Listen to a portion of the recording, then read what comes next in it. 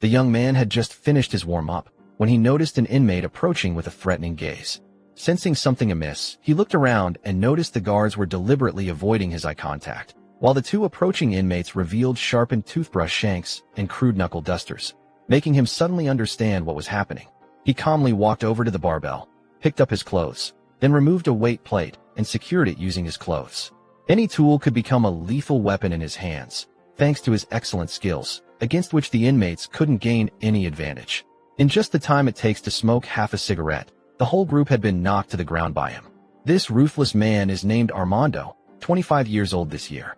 In the movie Bad Boys 3, manipulated and led by his own mother Aretas, he murdered many elite police officers involved in the anti-cocaine campaign. Even veteran Captain Howard lost his life at his hands. Although he later acknowledged his father-son relationship with Mike, the crimes he committed were unforgivable, and he was ultimately put in prison by Mike himself. In the blink of an eye, for years had passed, Mike, now over 50, had also found his life's harbor. He married Dr. Christine, who had cared for him in the third installment, and the two entered into a blissful marriage. Everyone once thought Captain Rita might end up with Mike, but it turned out she became the lover of Miami Mayor Adam. The two attended Mike's wedding together, accompanied by Howard's daughter Judy and granddaughter Callie. Marcus enthusiastically introduced the two to everyone and even invited little Callie up to say a few words. Everyone raised their glasses to wish the couple 100 years of happiness. Immediately after, the music started and all the guests began to immerse themselves in dancing on the floor. Marcus danced with extreme energy and was also the most prominent in the crowd. He was giving his all to the dance moves, but suddenly his expression became extremely painful, and he slowly collapsed onto the floor. Seeing this, Mike rushed over to perform emergency aid on the unconscious Marcus. In his dream, Marcus saw himself standing on a deserted beach, and he saw the deceased Howard there. Howard told Marcus it wasn't his time to die yet, then walked over to Marcus and whispered a few words in his ear. Marcus beamed with a radiant smile. Immediately after, he also woke up from his hospital bed with a smile on his face. As Marcus stood on the rooftop feeling the joy of being alive again, a helicopter was slowly landing on the roof. In the darkness on the other side of Miami City, the person stepping off the plane was Mexico's most notorious cocaine kingpin, James. Accompanying him was Walker, from a bank specializing in laundering money for cocaine cartels. As soon as he entered the room, James immediately threw a business card onto the table, showing a picture of the late Howard. James demanded Walker transfer a sum of money into Howard's bank account. Saying that, he called Walker's girlfriend closer and threatened that if Walker didn't comply, he would tell Walker's wife about his affair. Seeing this, Walker submitted and immediately transferred $20 million into Howard's bank account, as James requested. After the transaction was complete, James ruthlessly dealt with Walker, and even his girlfriend could not escape her fate. The next morning, while exercising, Mike suddenly received a notification on his phone. He opened it and saw the screen flooded with sensational news. They reported that while in office, Howard had colluded with cocaine traffickers, bringing large quantities of cocaine into the U.S. and earning enormous profits from illegal activities through this. Seeing this news, Marcus and Mike immediately went to the police station and barged into an important meeting because they didn't believe Howard could do such a thing. But FBI Director Grice asserted that everything was already clear. They had compiled all the cocaine smuggling cases over the years and found that the clues all pointed to Howard. Grice stated that 2 weeks ago, the money launderer for the cocaine cartel died due to a love affair dispute, and they found his phone at the scene. It contained contact information and chat messages with Howard, along with information about an overseas bank account. Even with such clear evidence, Marcus and Mike still didn't believe Howard was a traitor. Mike even almost got into a fight with Grice over it. Seeing the situation escalating, Rita immediately separated the two. Just then, Howard's daughter Judy entered as her father's heir. She wanted to demand knowing the source of the allegations against him. Mike stepped forward intending to advise Judy not to get involved, fearing it would affect her career, but Judy paid no attention. If it wasn't for your goddamn son, my father would still be alive. If I see him on the street, I swear, in my father's name, I definitely won't let him live. Humbled by Judy, Mike angrily left the meeting room, dragged away by Marcus. Now the two had clearly defined their goal, to investigate the truth themselves, to restore justice for Howard. They decided to start with Mike's son, the former cocaine dealer. At the federal prison in Florida, he met Armando, who had been serving his sentence for 4 years. Through their conversation with Armando, they learned that Howard had never colluded with the cocaine traffickers, but was actually secretly investigating them. The reason he was put on Arredes's assassination list was because someone within the police force wanted him dead. Armando said he had met that person once, but didn't know his name. However, while Mike and Marcus were gathering information from Armando, James's side was also frantically searching for the incriminating evidence hidden by Howard. His subordinate hacked into the deceased Howard's phone and computer and discovered both devices had relatively weak encryption layers. Just as he was rejoicing at having cracked the password, the computer unexpectedly sent a file automatically. The person who received the file was Mike. This was a secret message Howard had left for them before his death.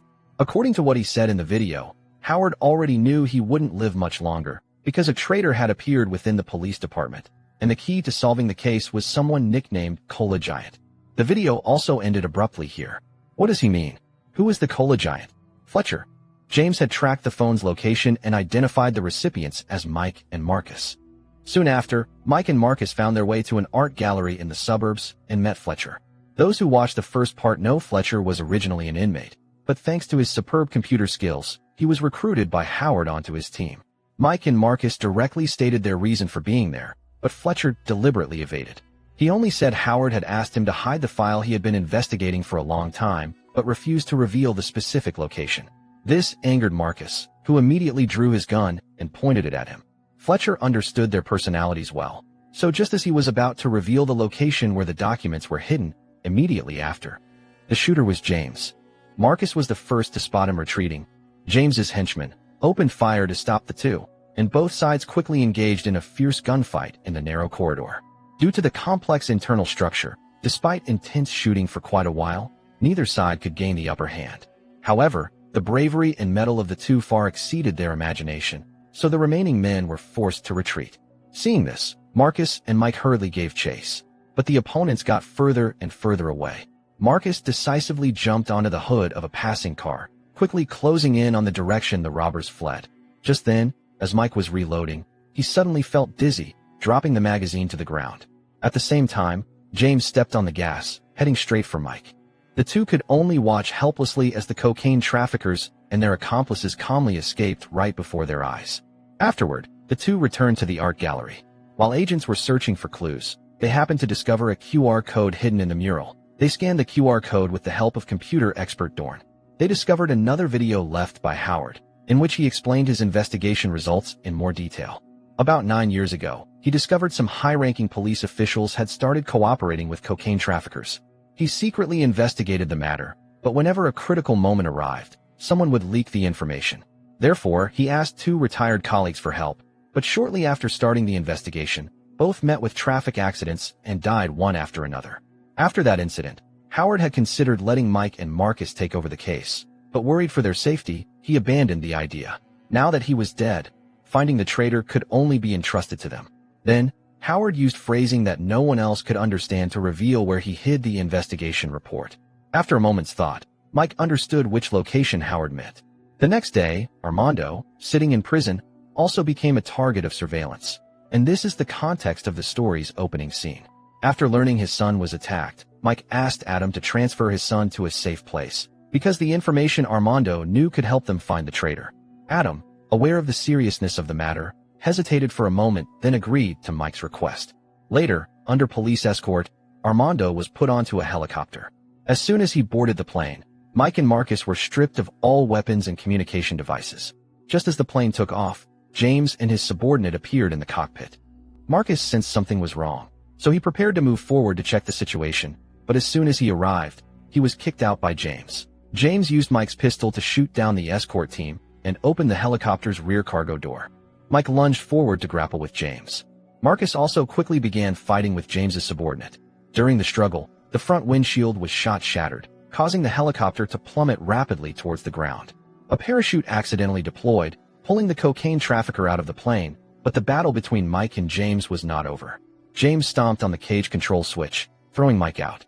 He jumped off the plane and detonated a bomb attached to the engine, causing the helicopter to shake violently, and the safety strap securing the cage snapped. Mike rushed to grab the strap, and Marcus immediately dashed over to help, quickly taking the strap from Mike's hand. Mike quickly searched the dead guard for keys, and just as the cage sprang open. Fortunately, the area where the plane crashed was a lake, so all 3 were safe. Finally, they emerged from the water without danger. Soon after, Police forces arrived at the scene, but after checking the bodies, they discovered 3 people were missing, and those 3 were Mike, Marcus, and Armando. Combined with the recording James forced the pilot to read earlier, the police firmly believed Marcus and Mike were also involved in dealings with the cocaine traffickers. Thus, as commander, Judy ordered that these 3 must be brought to justice at all costs. The incident quickly caused a stir on social media. Even the forensic ballistics report proved that Mike was the one who murdered the escort team. The once Miami legends became wanted criminals everywhere, and the police mobilized enormous forces to hunt down all 3. News that the 3 had survived also reached James, so he immediately issued a kill order throughout the underworld, even offering a $5 million bounty for their lives. Mike and his team also understood that acting alone gave them no chance, so they sought out the bar owner who had helped them before to get a batch of weapons from her to deal with the upcoming crisis.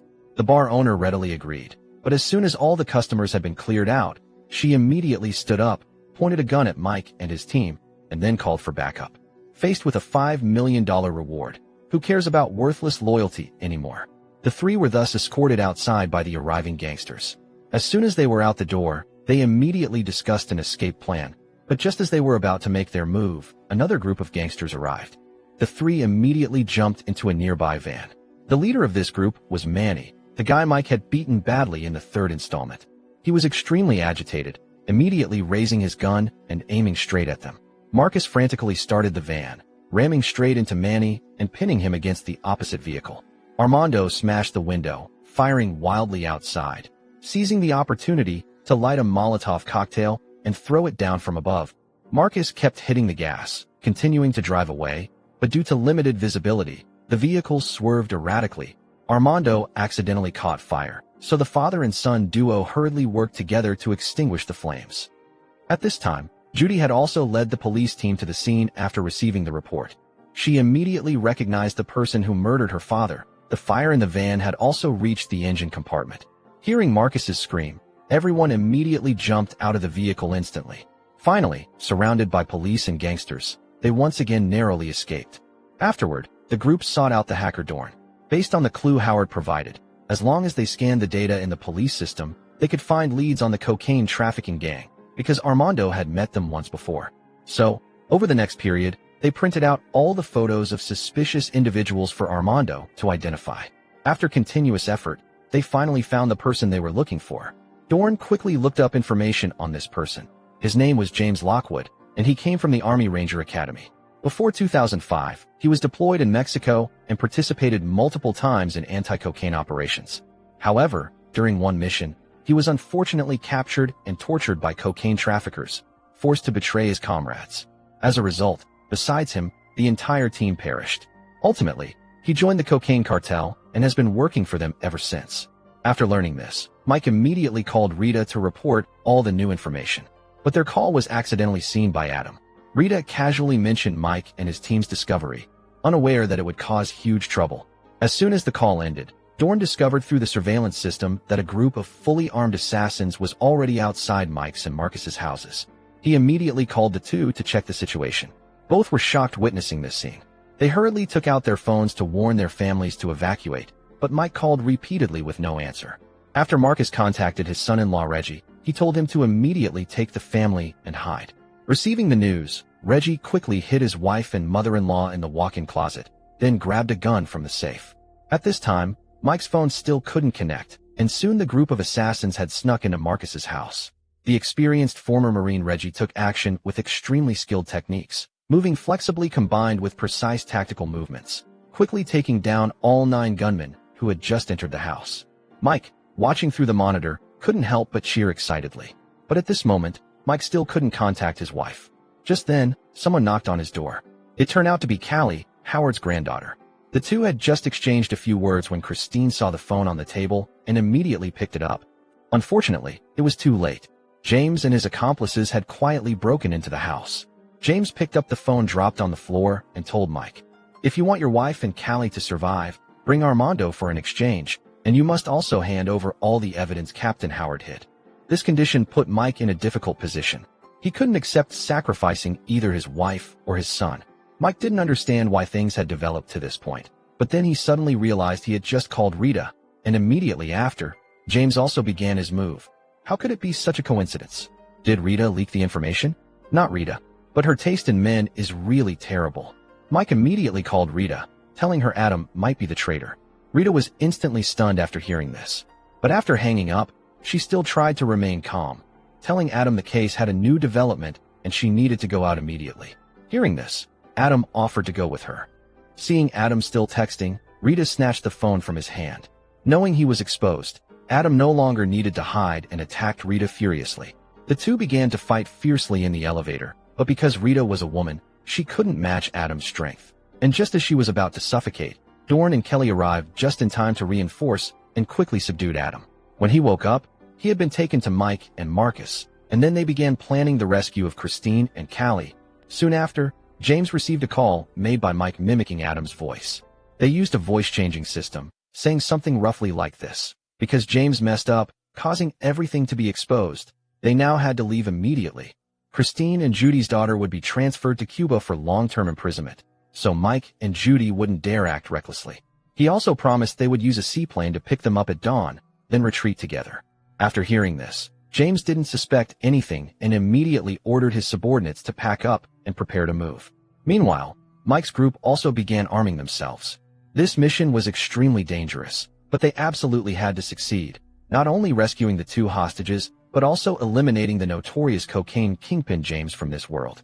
Everything was ready, so they boarded the seaplane heading towards James's island base. Armando pioneered, piloting a submersible to approach underwater. Dorn and Kelly monitored from outside and used a drone to provide real-time updates on the battle situation. As soon as the plane reached the abandoned amusement park area, they immediately spotted a sniper up high and simultaneously faced a new challenge. According to the data, the water area around the park had alligator activity. At this time, the seaplane also began landing near the park. Adam was forced off the plane because he was a crucial element in the plan. As soon as Adam appeared, James also brought out the hostages and all his subordinates from the amusement park.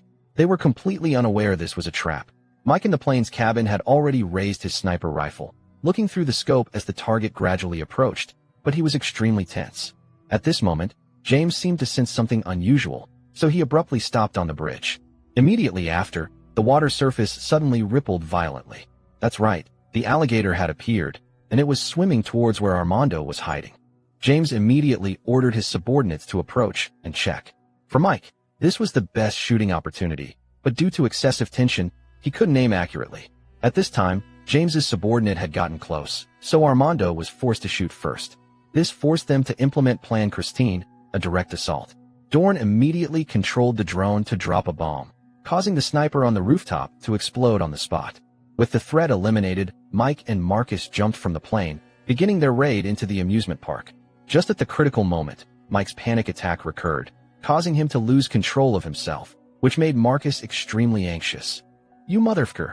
This motherfucker Mike. You understand? Motherfucker also means awesome. As soon as Marcus finished speaking, the two seemed extremely stimulated, charging into James's henchmen without fear and becoming terrifying killing machines.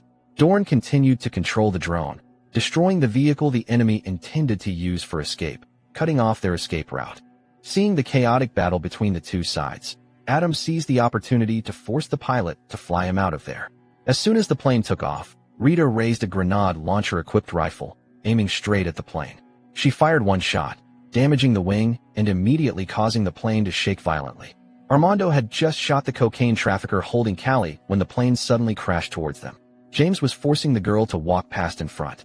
Mike didn't hesitate, jumping straight down from the upper level, landing on the glass panel below. Immediately after, Marcus also jumped.